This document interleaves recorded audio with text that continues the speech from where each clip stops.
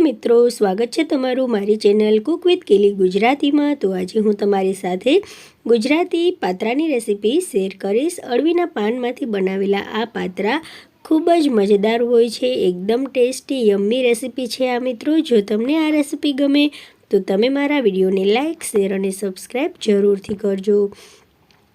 તો આ પાત્રા બનાવવા માટે મેં અળવીના પાન લીધા છે, જે મારા ઘરમાં જ ઉગેલા છે। આ રીતે ઘરમાં ઉગેલા પાનમાંથી મેં અળવીના પાત્રા બનાવ્યા છે। તો બધા જ પાન મેં તોડી લીધા છે। પાન અહીંયા કૂણા છે, બહુ મોટા પાન નથી। તો આ રીતે જેટલા પણ પાન ઉતરશે એટલા પાનના હું પાત્રા બનાવીશ।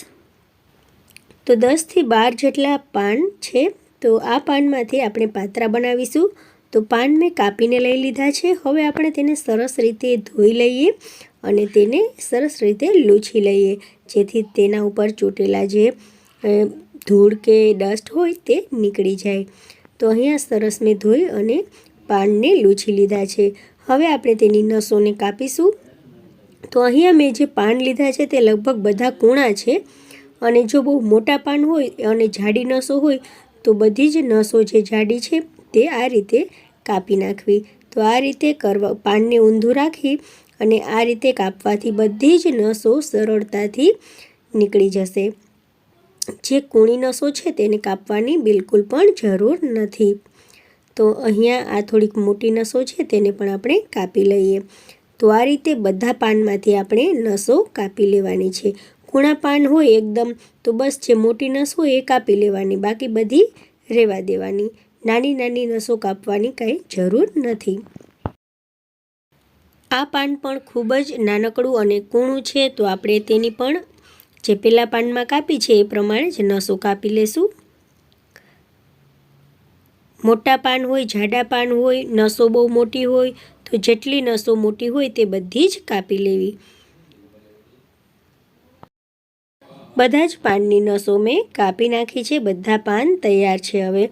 તો હવે શું કરશું કે આપણે અંદર જે ભરવા માટે ખીરું તૈયાર કરીશું। તો એ માટે મેં અહીંયા બાઉલમાં લીધું છે 2 ચમચા જેટલો ચણાનો લોટ। ચણાના લોટમાં હવે આપણે સૂકા મસાલા નાખી દઈએ। તો અહીંયા આપણે અડધી ચમચી જેટલી હળદર નાખીશું, ચોથા ભાગની ચમચી જેટલી હળદર, અડધી ચમચી લાલ મરચાંનો પાવડર નાખીશું, સાથે જ આપણે નાખીશું 1 ચમચી જેટલો ધાણા જીરાનો પાવડર, સ્વાદ પ્રમાણે મીઠું નાખી દઈશું। થોડાક આપણે અજમા નાખી દઈશું, ચોથા ભાગની ચમચી જેટલા, ગરમ મસાલો અડધી ચમચી નાખી દઈશું। હવે આપણે ગોળ નાખીશું 1 ચમચી જેટલો, થોડોક આપણે લીંબુનો રસ નાખી દઈશું 1 થી 2 ચમચી જેટલો। હવે આપણે તેમાં નાખીશું તેલ। તો અહીંયા 1 ચમચી જેટલું હું તેમાં તેલ નાખું છું। હવે બધી વસ્તુઓને આપણે સરસ રીતે મિક્સ કરવાની છે। હવે બધી વસ્તુઓ મિક્સ થઈ જાય પછી થોડું થોડું પાણી નાખી અને આ રીતે આપણે બેટર તેનું બનાવી લેવાનું છે। તો અહીંયા તમે જોઈ શકો છો કે બેટરની જે મેં કન્સિસ્ટન્સી રાખી છે તે કેવી છે। તો આ રીતે આપણે થોડુંક જાડું ખીરું બનાવી અને તૈયાર કરી રાખવાનું છે। હવે આપણે જે નસ કાઢેલા પાનો છે તે પાન લેવાના છે અળવીના। સૌથી પહેલાં મેં મોટું પાન લીધું છે। હવે આંગળીઓમાં જે આપણે ખીરું બનાવ્યું છે તે લઈ લેશું અને આ રીતે આપણે આખા પાન ઉપર સ્પ્રેડ કરી દઈશું ખીરાને। હવે બીજું પાન તેના ઉપર ગોઠવી અને તેના ઉપર પણ આપણે જે ચણાનું બનાવ્યું છે બેટર તેને આપણે આ રીતે સ્પ્રેડ કરી દઈશું। હવે ત્રીજું પાન મૂકી દઈશું। જેટલા પાન આપણે મૂકવા હોય તેટલા મૂકી શકીએ છીએ। તો અહીંયા હું 7 થી 8 જેટલા પાન એકબીજા ઉપર મૂકી અને આ રીતે ચણાનું જે બેટર બનાવ્યું છે તે ચોપડી દઈશ, આ રીતે સ્પ્રેડ કરી દઈશ। હવે 7 થી 8 જેટલા પાન મેં એક ઉપર એક રાખી દીધા છે। આ રીતે જે પાનના ખૂણા છે તેને વાળી લેવાના, તેના ઉપર પણ આપણે થોડુંક આ રીતે સ્પ્રેડ કરી દઈશું બેટરને। હવે આપણે તેનો રોલ બનાવીશું।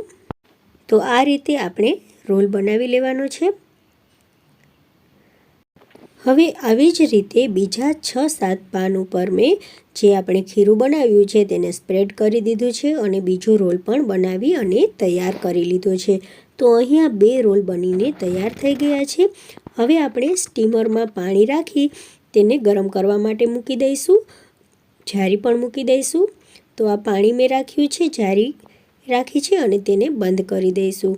તો પાણી ગરમ થઈ ગયું છે. હવે આપણે તેને ખોલી અને બંને રોલ તેમાં મૂકી દઈશું. ઢાંકી દઈશું. 15થી 20 મિનિટ સુધી તેને સ્ટીમમાં ચડવા દઈશું. તો 15થી 20 મિનિટ થઈ ગઈ છે. હવે ચાકુની મદદથી આપણે જોઈશું કે તે અંદર સુધી સરસ મજાના બફાઈ ગયા છે કે નહીં. તો તમે જોઈ શકો છો કે એકદમ ક્લીન કટ ચાકુ બહાર આવે છે. હવે આ બંને રોલને આપણે ઠંડા થવા માટે રાખી દઈશું. તો ઠંડા થઈ ગયા છે. હવે આપણે તેની સ્લાઇસ કાપી લઈશું. તો આ રીતે બંને રોલને આપણે સ્લાઇસ કાપી અને તૈયાર કરી લેવાના છે વઘાર કરવા માટે. તો બંને રોલની મેં સ્લાઇસ કાપી લીધી છે આ રીતે. તો તમે અહીંયા જોઈ શકો છો કે સરસ મજાના બંને રોલના આપણે કાપી લીધા છે પાતરા. તો આ રીતે આપણે બંને રોલ કાપી લેવાના છે સ્લાઇસમાં. હવે તેનો વઘાર કરશું. તો અહીંયા વાસણમાં મેં 3 ચમચી જેટલું તેલ લીધું છે. તેમાં અડધી ચમચી રાઈ નાખીશું. રાઈ સરસ તતડી જાય પછી તેમાં અડધી ચમચી જેટલું જીરું નાખી દઈશું. જીરું નાખ્યા પછી આપણે 1 ચમચી જેટલા સફેદ તલ નાખી દઈશું. સફેદ તલ ફૂટવા માંડ્યા છે. તો હવે આપણે તેમાં બધા પાતરા નાખી દઈશું. હવે તેમાં થોડોક લાલ મરચાંનો પાવડર નાખી અને તેને સરસ રીતે મિક્સ કરી દઈશું.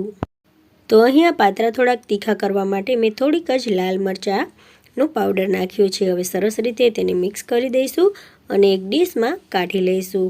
તો એકદમ ટેસ્ટી, મજેદાર, યમ્મી ગુજરાતી પાતરા બનીને તૈયાર થઈ ગયા છે મિત્રો. જો તમને આ રેસીપી ગમે તો તમે મારા વિડીયોને લાઇક, શેર અને સબસ્ક્રાઈબ જરૂરથી કરજો.